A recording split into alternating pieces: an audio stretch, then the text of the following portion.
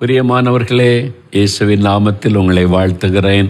உங்களுடைய குடும்பத்தில் இருக்கிற எல்லாரையும் பார்ப்பது எனக்கு அதிக சந்தோஷம். பெரியவங்க, குட்டி பிள்ளைகள் எல்லாரையும் பார்ப்பது. சில வீட்டில் கை குழந்தைகள் இருக்கிறாங்க. எல்லா குழந்தைகளையும் கர்த்தர் ஆசீர்வதிப்பார். உங்கள் வீட்டில் இருக்கிற எல்லாரும் இயேசுவுக்கு ரொம்ப முக்கியமானவங்க. ஏன்னா நீங்கள் இயேசுவின் குடும்பம். அவர் உங்களை தன்னுடைய இரத்தத்தை சிந்தி உங்களை மீட்டு எடுத்திருக்கிறார். நீங்கள் சந்தோஷமாக இருக்கணும், மகிழ்ச்சியாக இருக்கணும். அதான் ஆண்டவருடைய விருப்பம். அதனால தான் ஆண்டவர் குடும்ப ஜெபம் பண்ணுங்க என்று உங்களை உற்சாகப்படுத்துகிறார். வசனத்தை உங்களுக்கு சொல்லி நான் உங்களோடு கூட பகிர்ந்து கொள்ளவும் தேவன் கிருபை கொடுத்து வருகிறார். இன்றைக்கு உங்களுடைய குடும்பத்துக்குள்ள ஏதோ ஒரு சில காரியத்தில் குழப்பத்தோட தீர்மானம் எடுக்கக்கூட முடியாதபடி தடுமாறி கொண்டிருக்கலாம். ஏன் இப்படி நடக்குதுன்னு கூட நீங்கள் கலங்கி கொண்டிருக்கலாம். எதை குறித்த கலங்காதங்க. நாம் இன்றைக்கி ஜெபிக்க போகிறோம். கர்த்தர் உங்களுக்கான எல்லா காரியத்தை செய்து முடித்து தருவார். சூழ்நிலைகளை கண்டு பயப்படாதங்க. ஆண்டவரை சார்ந்து வாழ பழகி கொள்ளணும். சரியா? ஈசாக்கு என்கிற அந்த தேவ மனிதர், அவருடைய வாழ்க்கை, அவருடைய குடும்பத்தை எல்லாம் தேவன் ஆசீர்வதித்து நடத்தினதை தேவ வசனத்தில் நம்ம வாசிக்கிறோம். இந்த ஈசாக்குடைய வாழ்க்கையிலிருந்து சில அற்புதமான குணங்களை, சுபாவங்களை நாம் அறிந்து கொண்டு வருகிறோம். இன்றைக்கு கூட ஆதியாகமம் 26ஆம் அதிகாரம் முதல் 6 வசனத்தை வாசிக்கும்போது, ஒரு இக்கட்டான சூழ்நிலையில் கர்த்தர் எப்படி ஈசாக்குக்கு ஆலோசனை கொடுத்தார், தேவனுடைய ஆலோசனையை பெற்று அவர் நடந்ததனால் எப்படி ஆசீர்வதிக்கப்பட்டார் என்பது வேதத்தில் இருக்குது. அப்போ ஈசாக்கு தேவனுடைய ஆலோசனை பெற்று நடக்கிற ஒரு மனிதராயிருந்தார். அது என்னன்னு பார்க்கலாமே. பைபிளை ஆதியாகமம் 26ஆம் அதிகாரம் எடுத்துக்கொள்ளுங்க. பழைய ஏற்பாட்டில் 30வது பக்கம் சில வசனத்தை நம்ம வாசிக்கலாமா? பைபிள் வச்சுருக்கீங்கள்ல? நான் கட்டாயம் பைபிளோடு தான் குடும்ப ஜெபத்துக்கு வரேன்னு சொல்லியிருக்கிறேன். குட்டி பிள்ளைகள் கூட பைபிளை திருப்பி கொள்ளுங்க. பாருங்கள். ஆபிரகாமின் நாட்களில் உண்டான பஞ்சத்தை அல்லாமல் பின்னும் ஒரு பஞ்சம் தேசத்தில் உண்டாயிற்று.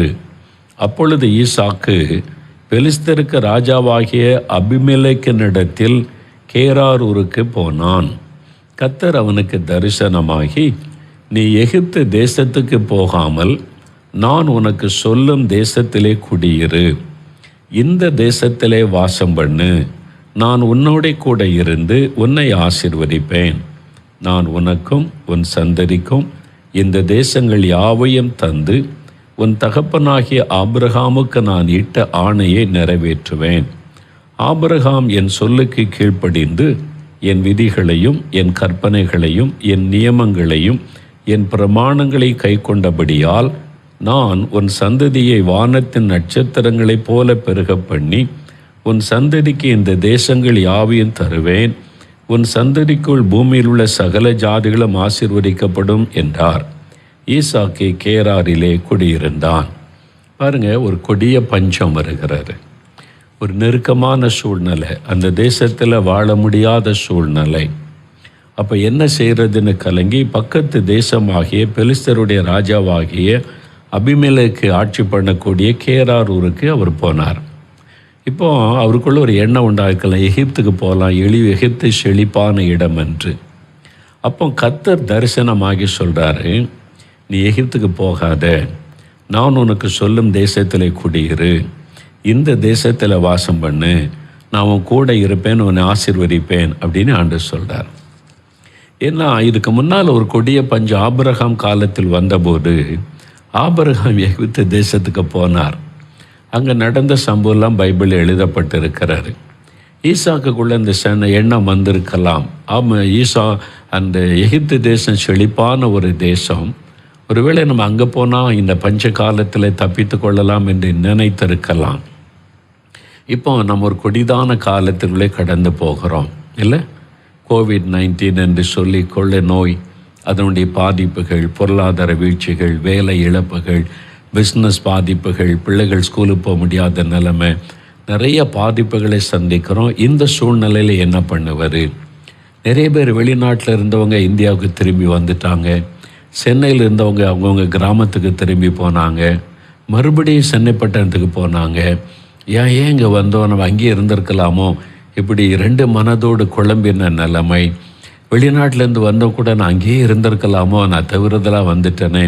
இப்படி பல குழப்பமான சூழ்நிலை. இன்றைக்கு நீங்கள் கூட குழம்பி கொண்டே இருக்கலாம். இந்த வேலைக்கு போகலாமா, இந்த பிஸ்னஸை செய்யலாமா, இந்த காரியத்தை செய்யலாமா, இந்த சூழ்நிலையில் என்ன பண்ணுவது, எங்கே போனால் நம்ம தப்பிக்க முடியும், என்ன செய்தால் இந்த காலத்தை நம்ம கடந்து போக முடியும். ஈசாக்குக்குள்ளே இருந்திருக்கலாம், இந்த பஞ்ச காலத்தை எப்படி தாண்டுவது, தேசத்தில் பஞ்சம் கொடிதாக இருக்கிறது, இந்த காலத்தில் நம்ம கூட இருக்கிறவங்க, நம்முடைய குடும்பம், வேலைக்காரிகள் எல்லாம் போஷிக்கப்பட என்ன பண்ண போகிறோம், பல கேள்விகள் இருந்திருக்கும். இப்போ கர்த்தர் தரிசனமாகி ஒரு ஆலோசனை கொடுக்கிறார். எகிப்துக்கு போகாத, இந்த தேசத்தில் தங்கியிரு, நான் கூட இருந்தவனை ஆசீர்வதிப்பேன் அப்படின்னு. ஈசாக்கு அதற்கு கீழ்ப்படிந்தார். தேவனுடைய ஆலோசனைக்கு கீழ்ப்படுகிற ஒரு மனிதராக ஈசாக்கு இருந்தார். அதனால பாருங்க, குடும்பம் பாதுகாக்கப்பட்டார்.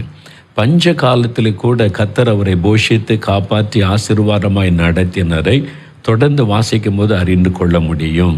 நீங்கள் தேவனுடைய ஆலோசனைக்கு கீழ்ப்படிந்து நடந்தீங்கன்னா, அது கொள்ள நோய் காலமாக இருக்கலாம், பஞ்ச காலமாக இருக்கலாம், வெள்ளக்காரியமாக இருக்கலாம், எந்த சூழ்நிலையிலும் அவர் உங்களை பாதுகாக்க தவற மாட்டார். உங்கள் கூட இருந்து ஆசீர்வதிக்க தவற மாட்டார். இந்த காலத்தில் ஒரு பக்கம் வேலை இழந்த மக்கள், இன்னொரு பக்கத்தில் நிறைய பேர் சொல்கிறாங்க ஆண்டவர் வேலை கிடைக்க பண்ணினார், முன்னால் விட அதிக சம்பளத்தில் வேலை கிடைக்க பண்ணினார். எத்தனை பேர் சாட்சி சொல்கிறாங்க தெரியுமா? அப்போ இந்த சூழ்நிலைகளையும் கடந்து தேவன் ஆசீர்வதிக்க முடியும். அதனால் நீங்கள் பயப்படாதங்க. தேவனுடைய ஆலோசனைக்கு மாத்திரம் செவி கொடுக்க தவறக்கூடாது. அதனால் கவனம். எனக்கு ஒரு பட்டணத்தில் ஒரு சகோதரரை தெரியும். நல்ல ஒரு பிஸ்னஸ் பண்ணார். நல்ல பெரிய ஒரு கடை வைத்து நல்ல வியாபாரம் செழிப்பாய் நடக்கிறது. குடும்ப ஆசீர்வாதமாக இருக்குது. மனைவி பிள்ளைகளோட மகிழ்ச்சியாக இருந்தார். சொந்த வீடு பாருங்கள், கடை வியாபாரம் நல்ல செழிப்பு.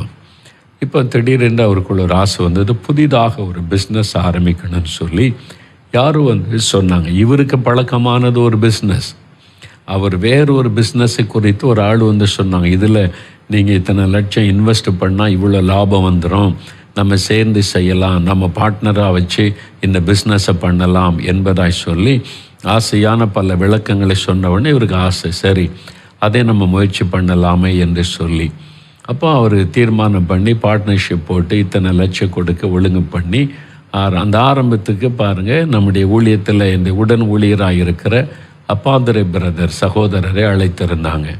அப்பாதுரை பிரதர் ஜோம் பண்ண போனாங்க.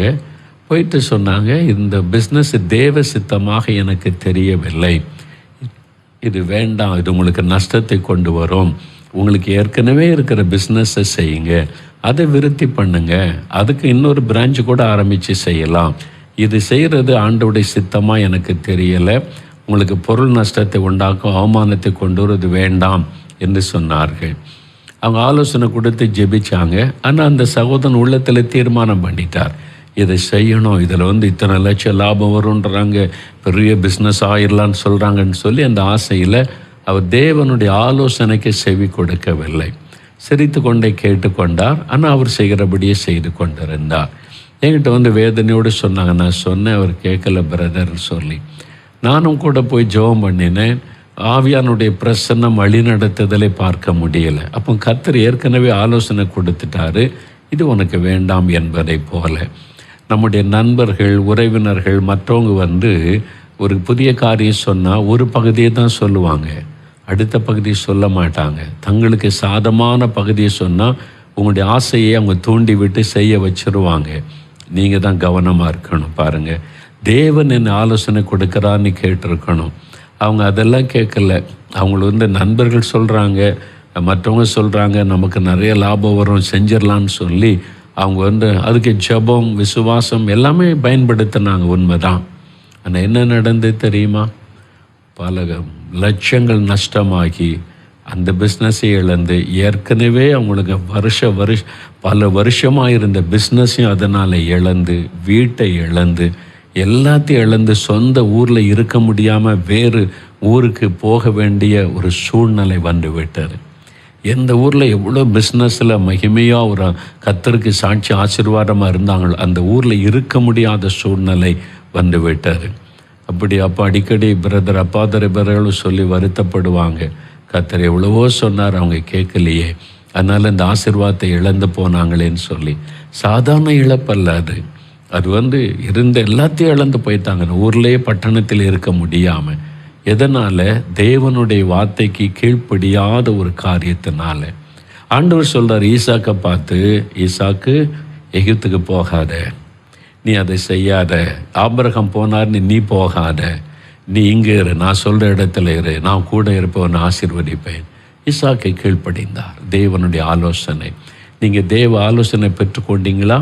உங்கள் பிள்ளைகளை இந்த யூனிவர்சிட்டியில் படிக்க வைக்கணும், இந்த நாட்டில் படிக்க வைக்கணும்னு நீங்களே தீர்மானம் பண்ணுறீங்களே, கர்த்தரிடத்தில் ஆலோசனை பெற்றீங்களா?